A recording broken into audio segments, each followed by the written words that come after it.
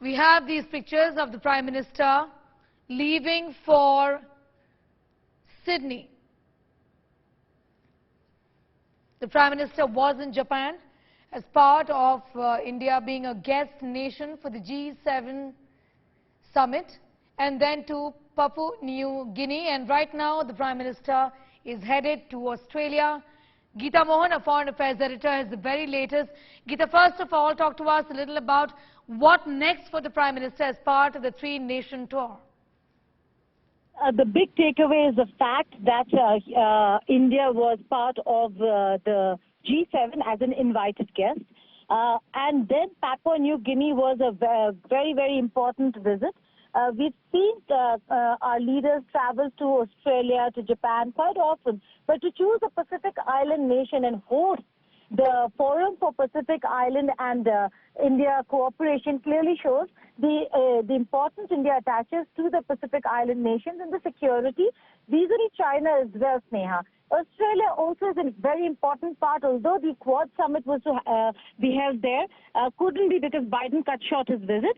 It still is a very important annual visit between the two countries. The Australian Prime Minister comes to India once, and then the Indian Prime Minister goes to Australia the next year. This year it is India's turn for a summit-level meeting in Australia. Prime Minister Narendra Modi is headed there, and there are two legs of the meeting. One is the official part, which is going to be very important, again, with the security architecture of the Pacific, China being a concern and the resilient supply chain, as also a Prime Minister's pitch for the voice of the Global South. But more importantly, it's also the diaspora that's very important, India's soft power policy, when it comes to engaging the Indian diaspora in every country that he goes to. He's also been conferred the highest honor by Fiji in Papua New Guinea, where he met the Fijian Prime Minister. So, and then the Papua New Guinea Prime Minister also really respected, in a very respectful manner and very Indian tradition, Sneha, wanted to touch his feet, and then there was a hug. So a lot when it comes to optics, and the importance of India from that optics quite evident. And now the third leg and the final leg of the visit begins with the Australia leg, and Prime Minister Narendra Modi hopes to achieve a lot more on the bilateral front as well. Talk to us a little about what the focus really, Geeta, of the bilateral is going to be as far as his engagement with the Australian Prime Minister Anthony Albanese is concerned. See, when it comes to the meetings between Prime Minister Narendra Modi and Prime Minister Anthony Albanese, the focus is going to remain on trade. That's a very important aspect because Australia and India have been impacted and affected by Chinese aggression. So alternative and resilient supply chains is something that the two countries have been talking about. Cyber security and digital innovation and digital technology cooperation is another very important aspect of ties between India and Australia, which is going to remain a focal point of conversations between the two sides. Expect some agreements to be signed between the two sides, or memoranda of understanding between the two sides on various aspects when it comes to cooperation in science and technology, education, health. Again, a very important aspect post-COVID. There has been massive cooperation between Australia and India. So a lot of aspects will be covered, but yes, trade, defense, security, and technology, particularly to do with cyber security and digital network, are areas that the two leaders are going to focus on. Well, absolutely. And the highlight of these visits, as always, Geeta, you mentioned at the very outset, was his engagement with the diaspora. And we're expecting a community event in Sydney as well, which the Australian Prime Minister is also set to attend. Absolutely. Again, it's a rare occasion where only a few times we've seen the leadership of the country where he's doing a diaspora event also attends the event. Normally, they try to keep it very focused on Prime Minister Narendra Modi and his visits to the country and his engagement or engaging of the diaspora. But in this case, as has been in a few on a few occasions in the past. This is important, and importance being attached by Prime Minister Albanese as well when it comes to ensuring that he also is part of that engagement. Now, the diaspora in Australia, particularly in Sydney and Melbourne, are important factors. They are also an important vote bank. You've seen that with many countries where you see the leadership go and attend a Modi event only because they also are trying to reach out to the diaspora, which for them today has become a huge vote bank. Truly, be with us. In fact, Geeta, I'll come back to you. Vishal Monga, my colleague, is now getting us more details, joining us from Sydney right now. Vishal, we hear that Harris Park area in Australia is going to be named Little India as soon as the Prime Minister reaches Sydney. Give us a sense of the mood there. What's really going on? So it's really, people are really excited to welcome Prime Minister Narendra Modi. What I can tell you is that a lot of people have made a lot of efforts to basically put a lot of banners in Harris Park. They are really excited that the Prime Minister Narendra Modi is coming to Sydney after a long time, and they are expecting a huge crowd to welcome him. Tonight, once he's flown, and he'll be landing in Australia at around 8 p.m. Australian time.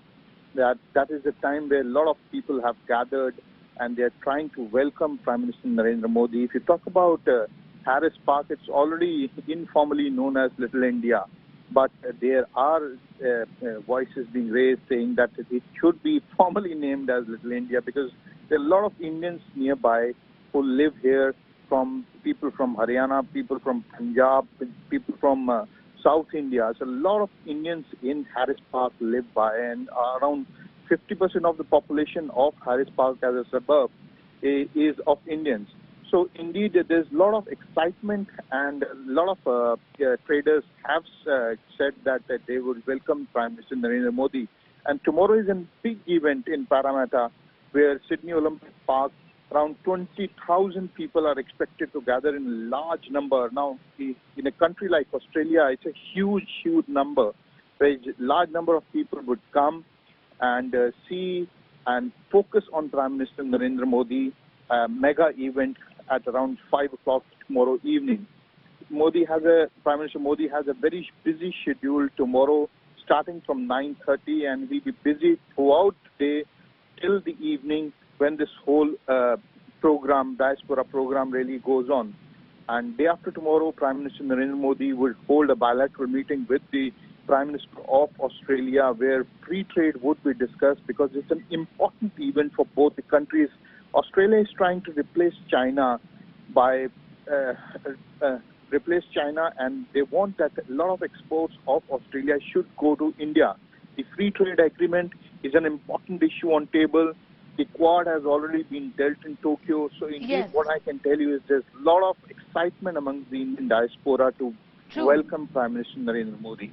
All right, be with us. In fact, Gaurav Sawant, my colleague, is also with us. Gaurav, these engagements, in fact, just speak volumes of India's commitment towards, to establish, including diplomatic relations with its partners in the Indo-Pacific region, particularly, isn't it?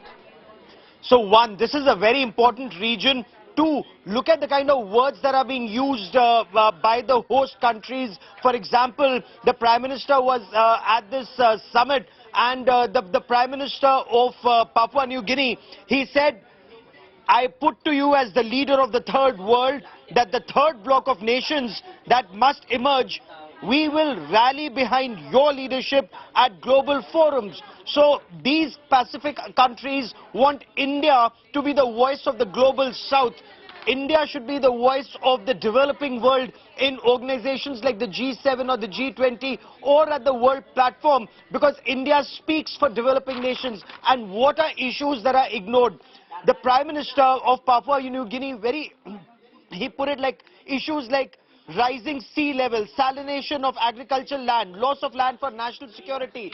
The developed world, it exploited resources. Now all of these countries and India, they share a history ruled by the British, exploited by developed countries, and now the developed countries want to ride roughshod, as many argue, over the rights of developing countries or not give them what is due to us. So these countries now want India to be the voice of the global south, and India is emerging as the voice of developing countries. Look at the manner in which, just as Prime Minister Narendra Modi had landed in Papua New Guinea, the respect he got there, that the Prime Minister of that country actually wanted to know what's the highest form of respect that you can give to an elder, to a respected elder, like somebody who's you respect as much as you respect your parents. And when he learned that the Sanatan Hindu way of giving respect is you touch the feet, that's exactly what he did. And some say that when Papua New Guinea and the Pacific Island countries required the COVID vaccine,